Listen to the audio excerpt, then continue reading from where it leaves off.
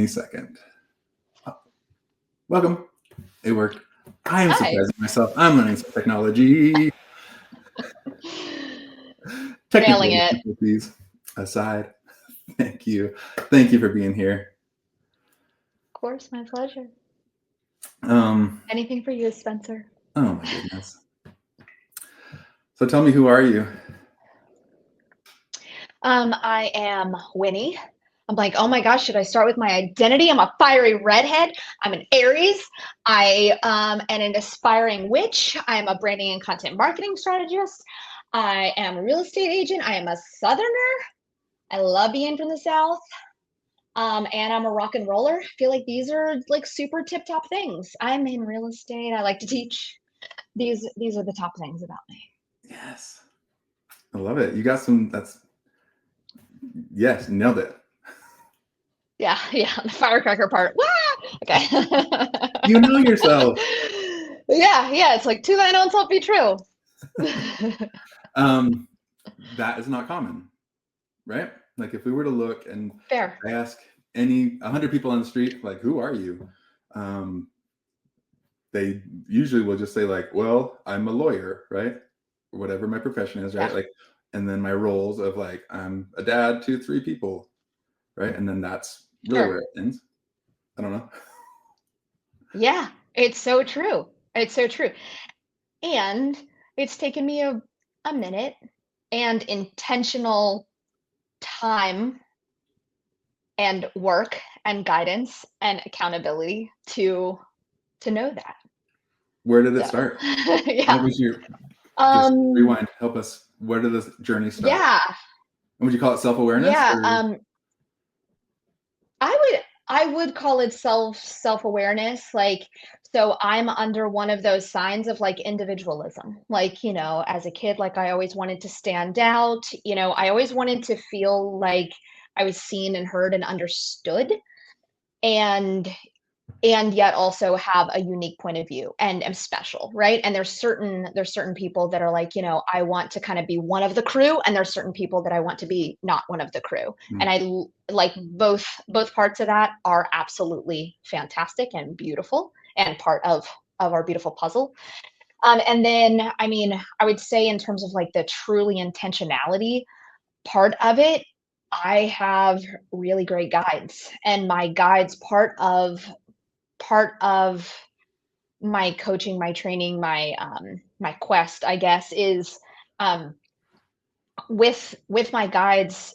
There's accountability and time blocking on uncovering yourself. There's high level accountability on uncovering yourself. So this week, for instance, one of the things I had to do was ask some of my best friends who I am to them, like what lights them up about me. And I mean, it felt really good. And also to ask them, what opportunities do I have in terms of like, you know, continuing to become the woman that I want to be. So based in my, so I have a metaphysical coach. He's also a business coach, but I would say that mostly what we talk about is the metaphysical, the interconnectedness of the universe and spirit and my guides. And so like doing that work, I've been doing this work, I guess, for like 4 years. And so that's really kind of funny. What a great segue. Has really like helped me develop my brand, because the more you know yourself, the more deeply like inherently you are, and you know, then you can project that to the world in an authentic way. And then you can really like magnetize others into your realm, should they be a fit. And so I guess like about 4 years that I've been doing just like deep study on like, who am I from the outside in and from the inside out, most importantly. So, yeah. Feels like almost a yin yang, right? Of like, what's the internal understanding of myself Yeah. and my internal world, Yeah. but then also like, am I showing up to the external friends and etc. like in the way that I intend? Is that? Yeah. Yeah. And one of the things that we talk about a lot is there's your personality, and then there's your character. Ooh. Your personality is how you showcase. Doesn't that hit? Whew. It's like how you showcase, right? And then there's your actual character. Like, how are you embodied? Like what, like deep in your little gutty what's, like, who actually are you? And then are they aligned? Huh. and they don't have to be necessarily. And the more they are, the more you are a sustainable being. Like, and the more you can create focus in your life for like who you want to be. Like when they kind of, I think about like the chakras in alignment, like the more you are in aligned, right? Then then you can kind of showcase just hyper consistently who you are. Not that you can't change it. You absolutely can. We have, freedom of choice and all that kind of stuff. Um, so yeah, it's kind of inside out, outside in. Okay. And what came to mind is the movie Inside Out 2. I Riley's like, love, sending these memories, send these emotions to the back of my mind, forget about them. Man, yeah. sitting in the theater, and I'm like, my kids are like, are you guys enjoying this? Because like this is life changing for me. I know. They're so good. And the cool thing is like we get to be all of them. That's the thing. Like we Yeah. get to be every single one. They're all a part of us. Like I think in this world, and I find myself very, very susceptible to it. I have stereotypes my whole life. I'm a rock and roller, like a stereotype, right? And the more we realize that we are like multidimensional, paradoxical human beings, and that we have space to have this black and this white, this yin and this yang, this good and this bad, this anger and this joy and this despair and this all this kind of stuff. And sure, like naming it, but allowing it to exist like in your being. Yeah. That's why I love, or one of the things that I love about that movie. Yeah. Yep. And that's part of my own personal like journey and healing of like holding on to the idea. And in the movie, it's like, I'm a good person, right? Is Riley's idea, sense of self, personality. Yeah. But then to be able to let go of that, anxiety comes in and like starts to make a new one. It's like, Yeah. what if we could just be integrated, right? And like we don't need to Yeah. shut up sadness or, have Yeah. any one And what emotion. if it's okay if I'm not a good person all the time? Right. Every now and again, like, and who's to say like what is good? If if one of your kiddos were in trouble, would you do something bad? I'm just saying. Like I would. Mm. And I think that likely you would too. That's something that you might judge as bad, Right. and yet it's good. And there's so much like paradox in that and judgment in that. Yeah. So Yeah. Let go of judgment. we're going deep right away. Let's go. I love this about you. Ugh. Hop on in. The deep Anyhow. water is fine. Yeah. Yep. We're safe here. Thank you for sharing. Thank you for being who you are. I don't know. What else do you want to share? How about this is a question I like to ask is like life story. Okay. And usually like you have a default of like, okay, here's what I'm going to tell everybody. Is there a life story that you don't get to tell that you feel like should be told that you want to tell? I'm like, what's the rating on this broadcast? One of the things that I love about being a human is that we get to have more than one life within one life. Mm. And so, there's a few things that I can share. And at first, some people might be like, huh. And then people would be like, oh yeah, I can totally see that. So for instance, like I used to play roller derby. Okay, yes, like some people can totally see that. And it's yeah, and then some of it gets to be for you and like um what you see.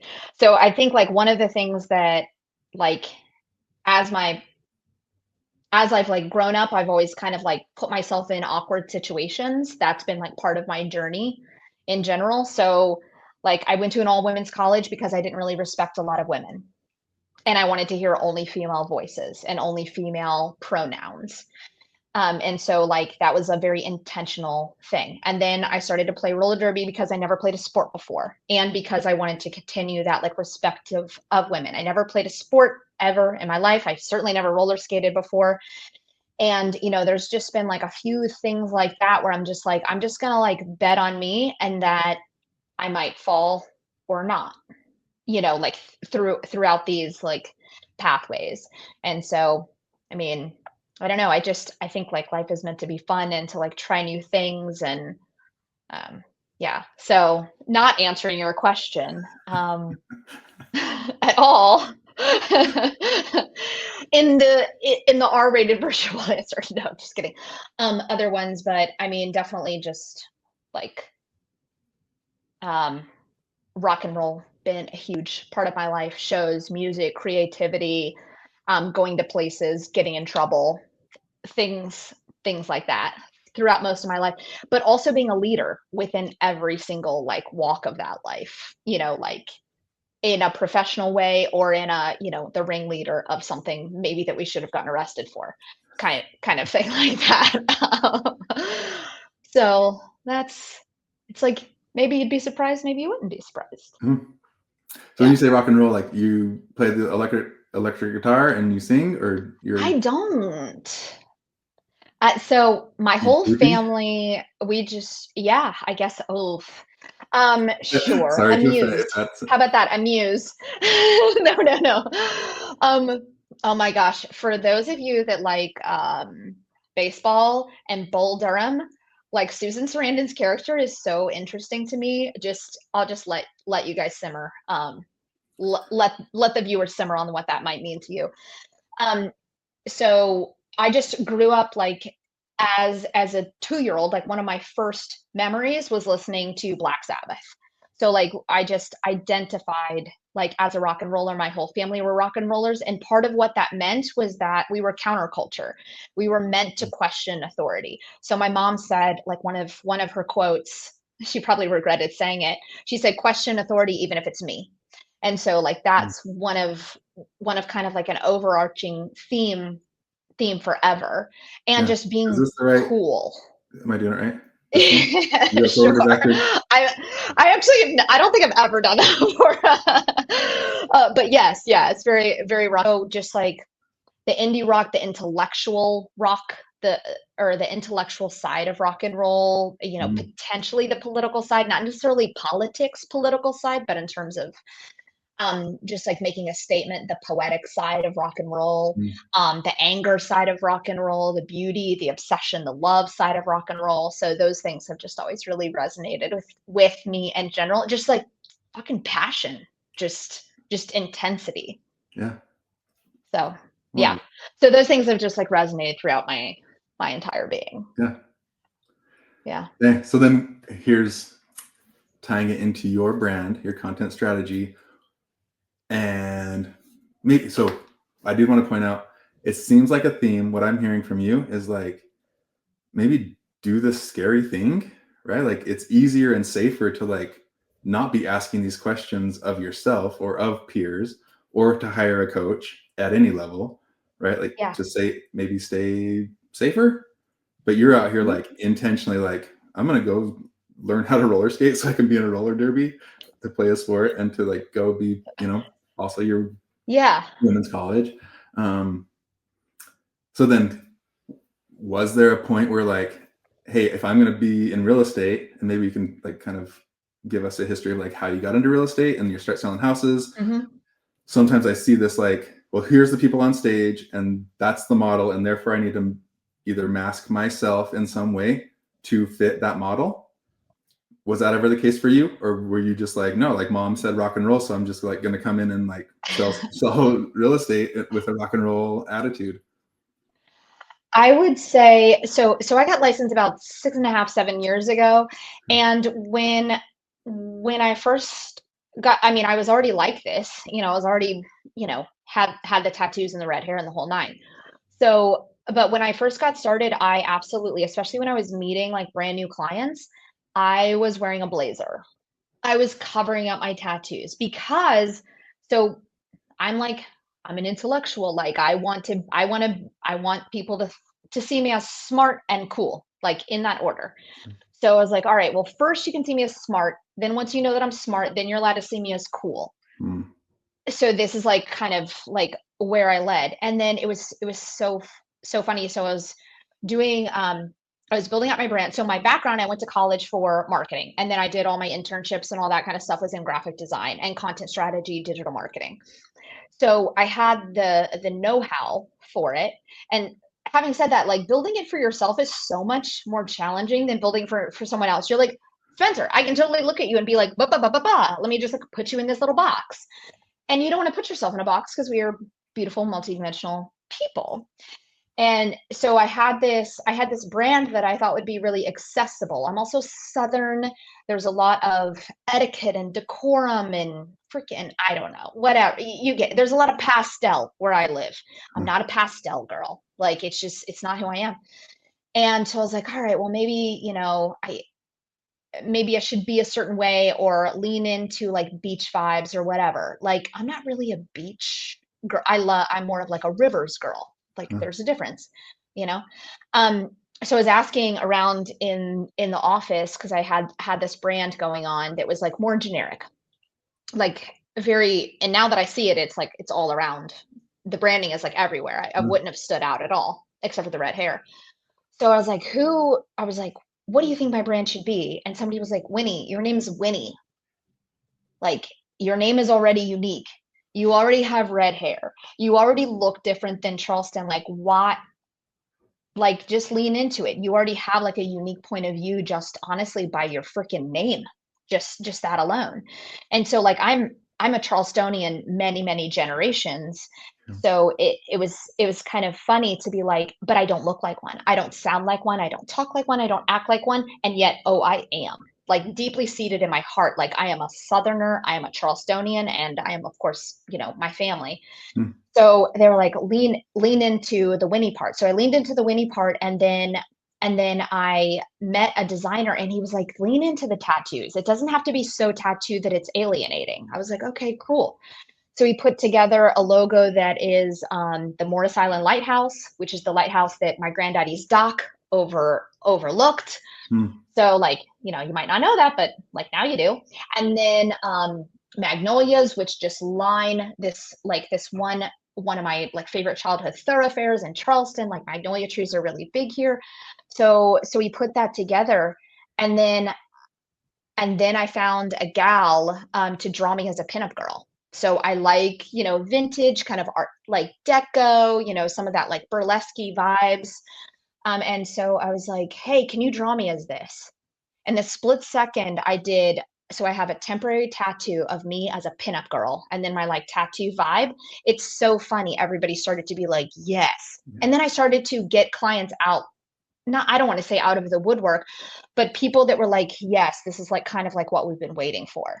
And then, I mean, now, so I lead with the tattoo, and then I'm smart. It's almost like I'm cool and smart at the same time. I don't have to be like smart first and then cool. Yeah. I can be both.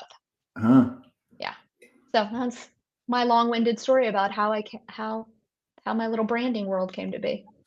I love that. Thank you for sharing that, and some nods, right? Yeah. To grandpa and integrating. Very, very family centered. So then talk to me, I guess, walk me into, and you've studied this in college, right? Of like brand is not just simply a logo, right? Right. What all goes into establishing a brand?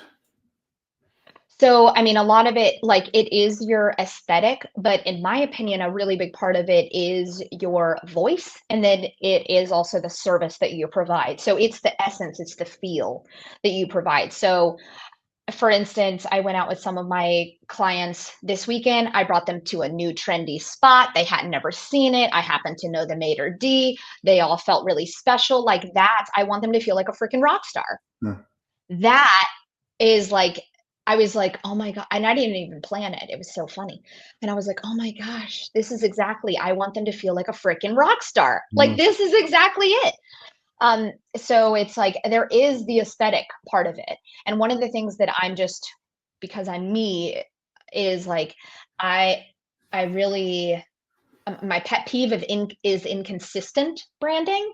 Okay. Like even if you don't like love every part of it, it needs to be consistent because you're telling a story and you're building trust. What is one of the elements of trust? Reliability, dependability. If you're inconsistent, you're literally shooting yourself in the foot. And I would say that that's like one of my pet peeves for what I see real estate agents do, is that they're not leaning in enough, and then they're not being consistent enough. So it's like, but it isn't just, your aesthetic, it's your voice, and then it's the service that you provide. I mean, it's your mission. Mm. Like I think it wouldn't shock you that the some of my passion projects are like women in entrepreneurship, like there's like a girls rock group in Charleston, like young students, like 12-year-olds, like learning how to play rock and roll, like things like that. So it's like the consistency throughout every single solitary thing that you do, Huh. yeah, is kind of helps you build that brand. It's how you communicate to your clients, etc. Yeah. Yeah. Okay, so how we started is to thine own self be true. Mm-hmm. Takes a lot of like inner work and some searching and some courage. Mm-hmm. Is that the word I Yeah. think I'm looking for? Is if I don't Courage know is one of this, my value words. Yeah. what was that? Courage is one of my value words. Okay. So if we Yeah. haven't done this work to know self, how do we, or does it need to just be able to evolve if we're trying to like establish a brand, but I don't know Yeah. myself yet? Talk me Sure. through that. So what I really find, and this is because I've been walked through with this before. So, define it yourself and then have other people that you trust, that you believe deeply know you, even if you don't necessarily know with a capital K that they deeply know you. So have a few people. What's going to happen is the cream rises to the top. The consistent words are going to begin to show up. The word trust kept showing up in all of my Mm. reviews from my clients. I didn't even put two and two together until years later. That's my number one value word is trust. So I just got chills. Ugh. And that's how also, that's a body response. So that's a somatic response. That's a sacral response. So whenever like your body gets like little chills, that's your universe or your God or your spirit, like telling you like, oh yes, this is a thing. So all then to like, you do the work, you ask other people to do the work, you get your guides to help you do the work, you chew on it, you marinate on it, you meditate on it, you pray on it, and then like, and then you can actually feel it. But the words at and when I say words, like I'm a word person. So the word has to mean the thing that you want it to mean. Like some words feel different for other people. Like as much Mm. as I love language, there's nuance. When I say the word reserved, I see that as being bad. Yet I'm actually very reserved in certain scenarios. Mm. So, which is not something that I would have described myself as until I kind of like learned what the essence of the word meant to me. So Mm. you have to understand like the deep-seated root of like your connection to that word and to the language and to the essence of. So when I do my branding boot camp, my branding series, we go through your values, your skills, your strengths, your passions, and then part of your homework is to ask your partner or your mom or your friend or whomever to kind of help you with this so that you can identify which things begin to rise. And here's the thing. So, as life happens and as society happens and as trauma is either transmuted or created, some of your value words and some of your passion, some of your skills are going to shift. Like a few years ago, I wouldn't say that like consciousness is like one of my passions, and now I'm like, oh, that's like tip top, like top five. So, and it's because of what happened in the past. So, leaving room that it might shift. um, but when you lead with personality too much, which the rock and roll, the tattoos, that's personality. Okay. That's like the flair, right? And that's also like the ego. But then whenever you actually lead with your character, which for me is courage, trust, connection, energy, I believe, I believe that you, Spencer, like know this about me, like that you can feel those words in me. And I hope that you can. And if you can't, I hope that you will. And that's kind of, I don't know, that's kind of a roundabout way of pulling some of that stuff together, is being like, just because you like to do it every now and again doesn't mean that it's embodied. Mm. Mm. One of my favorite questions to ask is, what do you do that when you do it, time ceases to exist? May I ask you a question, Spencer? No, I will ask the What do you questions here. okay, I'm like, what do you do that when you do it, time ceases to exist? Mm. It could just go on. Yeah. Um,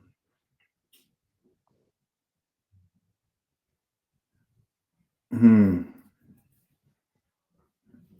Or as a kid? It's a good question as a kid too. when I was a kid, time ceases to exist. I think there's, huh, learning. One for me is when I dance. The learning is great. You're just like time just keeps going. Yeah, and it has to be the right stuff, right? Like if it's stuff I'm passionate Yeah, about. sure. Usually it's what I gravitate is like learning about humans, so human nature, learning somebody else's Hmm. story, maybe exploring my own story when I allow myself to do that. And I'm like journaling or Yeah. therapy. Tell me, dancing. You said that was yours? So dancing, teaching, having like deep conversations, like Mm, literally where you're just like so locked in and so present with the other person that you're just like that time ceases to exist. It could be 3 a.m. or 3 p.m. You have no idea. huh, And that is like I strive to, like how often can we do that? How yeah. often can that be replicated? Because that's the power of now and that's the power of presence. So anyhow, yeah. Okay. I love it. You got me thinking. Good. Good Oh, and question. invite yourself to journal on that. I think it would be Yeah. really good. Okay. Being in Um, nature oftentimes, is a thing that works a lot, or like playing with your kids, giggling. I think mm, giggling is one of the most amazing things, making out. Like some of these are like, they seem so potentially like, small, and yet they're like some of the most magical things that we as humans get to experience. um, that lands real, man, because it's like, what are the things that like society has told us are the most important, and why am I not feeling so alive during those moments versus like those Yeah. seemingly small, insignificant things, right? It's like Hmm. that's what makes life beautiful and worth Yeah. living. Hmm. Yeah. And thinking about like what sounds do you love? What smells do you love? Like all those types of things. Just like whenever you can just like center in the present moment and be like, "Oh my gosh, that's it. That's you." Like that's your character. Yeah. Like that's not personality. That's deep in your guts.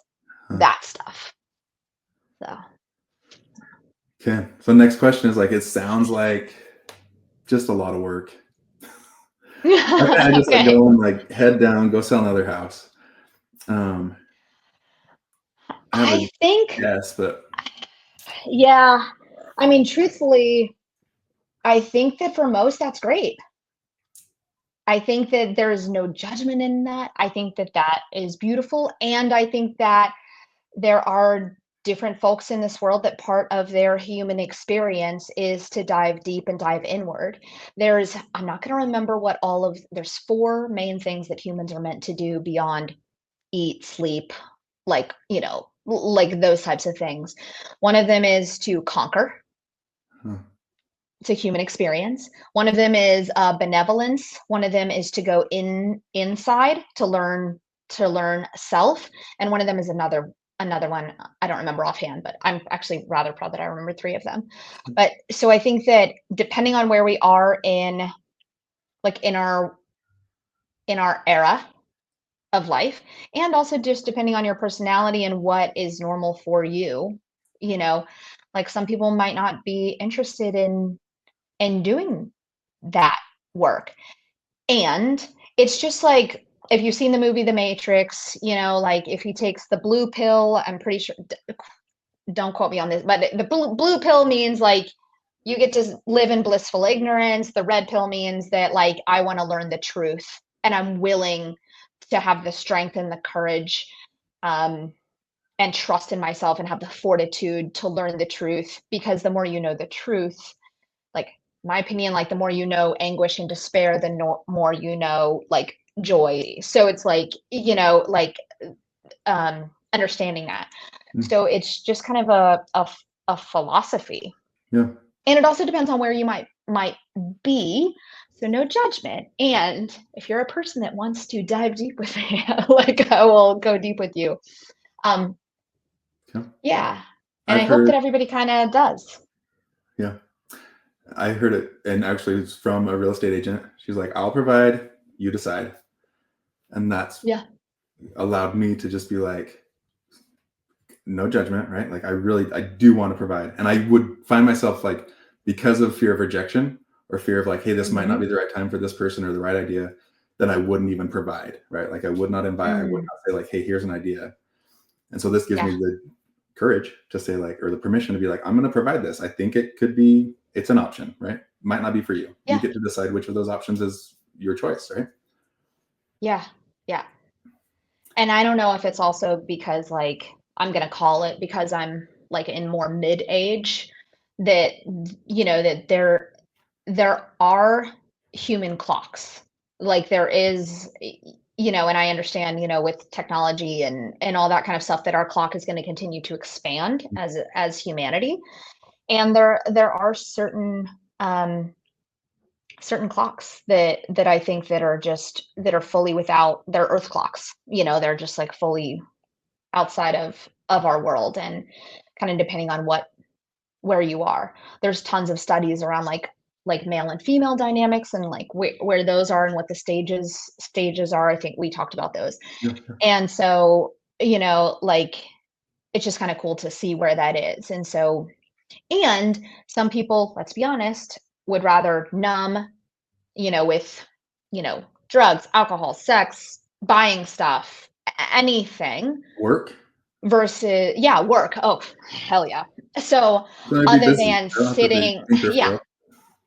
instead of sitting in anguish, Mm, realizing though that if you sit in anguish, like what you actually get on the other side, because the deal is you're likely going to sit in anguish again. It just might be on your deathbed. mhm. So do you want to do it now? And you might experience it then too, don't get me wrong. So it's like, how much do I want to experience now so that I can like level up, so to speak, Mhm. to be able to create greater capacity for myself and therefore everyone around me. Yeah. So it's kind of, yeah, I think it's a personal preference. I think it's a calling a little bit, whether Yeah. or not, because some people are like, listen, this is what I'm really good at, making money, and maybe giving to charity, or whatever it is, like, Yeah. if they want to give back in some way, or giving their time. I think that's obviously the most important thing that we have to offer people. Yeah. And our love, I think, like without judgment. So, So my hunch is doing this work to get a branding to maybe stake a flag and be like, this is who I am, publicly proclaim like these are my values, this is the aesthetic, this is like my mission statement, maybe, mhm. and act maybe as a magnet Yeah, and both a it north and completely a south does. pole. Maybe you're repelling some, right? And maybe that's exactly what you need to be like, oh, that's perfect because those are the people that come into my world and they take up more energy and I don't enjoy the transaction. I don't want to have a relationship with them. And it's just actually money, right? But then Yeah, on the other side, it's like, so we send those guys out, right? And be like, hey, you probably don't want to work with me. And so I'm glad we figured that verse now versus at the end of the transaction, right? Where we're like yeah. uncomfortably sitting around a closing table being like, this actually was so painful and I'm glad it's Feel over, like I hope to never see you again. right? And then on the other end, it's like magnetizing and attracting people to you that it's like, oh, Yeah. that's, you're speaking the values and it's going to be a great transaction. We're probably going to go and do a girls rock and roll night, right? Thing. And that's Yeah. friendship. And why, to me, that feels like the most beautiful way. And when I look back and like of the transactions I've had, there are some that are so painful, and the guy did not want to ever talk to me. Versus these others that like it feels like we become almost like a chosen family, right? Of like Yeah. some, Yeah. is that the Well, case? one of the things that I think I f- like I I believe a lot of realtors do is they're like, well, I want to be someone for everyone, Mm, or I want to be, say, luxury or whatever it is. And no, I'm like, challenging you here is how about you just be you, and then you don't have to make it up, and then you don't have to fake it. The deal mm, is like we can fake things for a while. We can fake things for 6 months, 6 years. What's that going to do? It's going to store trauma in our body. It's going to be out of alignment. At some point, we're going to have regrets. We're not going to be able to live the life that was true to us. And so, a lot of people think that, oh, well, if I lean into, my niche or whatever, then I'm going to alienate others. you're actually probably not going to alienate as many people as you think. Mm. Like the fact that like my market update is called shit you should know. That could, in theory, alienate people. I have a very conservative, I'm from the South for God's sakes. Like I have very conservative clients. They love it because it's me. They can trust me. They know where they stand with me. They know I say shit. Like that is the most important thing, is that they trust me, not even that they like me. I like, obviously, like it's cool if they like me too. Um, but so like leaning into that, like you're really not going to alienate that many people. But what you're going to do is you're going to build trust because you're so damn consistent. You live and breathe it. But the same way with your brand, you know, if you're showing up online as being like uber formal or silly or goofy or something like this, and like you're not showing up that way, you know, if you're showing up that way in terms of your content marketing strategy, which is like email, newsletter, blog, social media, all that kind of stuff, and then when they meet you in person, you're completely different. You've just etched away a little nugget of trust Mm. because you didn't show up the same way. Mm. And so, you know, my invitation is simply that you're not actually going to alienate a lot of people. You're actually going to build trust. They would rather know that you say shit as like part of your thing than be like, who is she? Huh. Yeah. Okay, so here's a question on, so our business, my wife and I, both licensed. We're both running transactions. We work as a team. Do we Great. brand to who is Spencer versus who is Anna, or who are we individually, and where's the overlap? Guide That's me. what I usually do. Yeah, yeah. So whenever I'm doing strategy for teams, what I usually do is like kind of, if there's a rainmaker, we might want to lead with the rainmaker. Mm. So I usually personally what I do is I break it down to 4 to 6 what's called content pillars. So build out your 6. So say for instance you would have 4 that would overlap, and then you would have, you know, one you and one your Mm. wife, you know, so that those are kind of the things. And then, you know, family, overarching, the kind of interconnected part would likely be one of your content pillars as well. So you'd Yeah. have your unique voice and overlapping, and then of course your I'm good at real estate stuff. So yeah, a lot of people ask me that, and it's kind of harder with colors because if somebody's like, I really like orange, and somebody's like, I really like aqua, you know, or something like that. But it's a lot easier with your values, and that's far more important. I mean, your brand aesthetic is important as long as it's consistent, but like your voice and your values, your voice and your content marketing strategy is more what people are gonna like. The aesthetic is to pull them in. They know already who it is. So it's almost like a pattern interrupt, like a trigger, like, oh, that's Winnie's stuff. You know what I mean? Huh. And then the rest of it is can be more unique and also more holistic. Yeah. Huh. Okay. As we're wrapping up, I'm giving you a minute to work your magic. If you were to Okay. the brand of Spencer, do you do it just Spencer? You don't know Anna well enough, or do you? Like, do you know how well do you Don't. need to know somebody? If you're the one guiding someone through, how much is it you doing the work versus asking us to do the work? Yeah. So I kind of do it in a couple different ways. So I teach the class the branding series, and it's inviting you to do the work. Having said that, you have an opportunity to kind of spitball. What I will do is I will use my intuition based on I will look into your eyes, honestly. And if I can see your eyes light up, then I know that like something is hitting, you know? But part of when I do the class is it's very workshop based. So and the boot camp, it's very workshop based. So you are doing the work. Whenever I do more one-on-one strategy, I'm in like consultations, I'm going to ask you more questions, and yet it's still you defining you. I'm not defining you. Mm. Now, if I have context for you, you know, like you and I have spoken before, so if I have context for you, I'm going to be like, you know what, I'm feeling this. What do you think? Mm. And that would be kind of like the feedback that I offer. But at the end of the day, you know, I want you, my hope is that you project the real and true authentic character of who Spencer is. And at the end of the day, it is your brand and you have a strategy, and a family to feed and all that kind of stuff. So, it's, once again, it's just offering guidance and hopefully intuition and support and a little bit of knowledge, and then it's you. Yeah. So, but it's really fun. And you can tell though, like you can feel it, like if like I'm such an energy person, like you can feel whenever somebody's like, "Oh my gosh, this is it." Like I just taught it on Saturday, and this one girl, she was like, "It isn't family that's my top thing," and she felt weird saying it, right? Like, can you imagine just like saying that? She's like, "It's entertaining. It's hosting my family. It's hosting my friends. It's feeling that family. It's like having like fresh herbs from the garden that are supporting and sustaining, and like part of the recipe for what I'm making for my family." That's how her family shows up. And I was like, that is such a bigger conversation. That's such a bigger essence. And that's so much more visceral.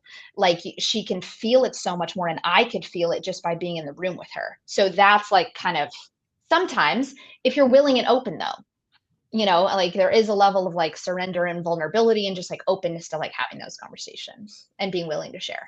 Yeah. So depends. You rock. Thanks. You do too. Knowing that I'm not a rocker. You said you don't do that? That's okay. No, I don't know. That's more like AC/DC. I'm more like a Led Zeppelin girl. Okay, so. Are there teams? Sports. Yes, there are teams. There are fully teams in rock and roll. Fully teams in rock and roll. Harry Potter does Sorting Hat, right? Of like what? Yes. Class? I'm not a Harry Potter.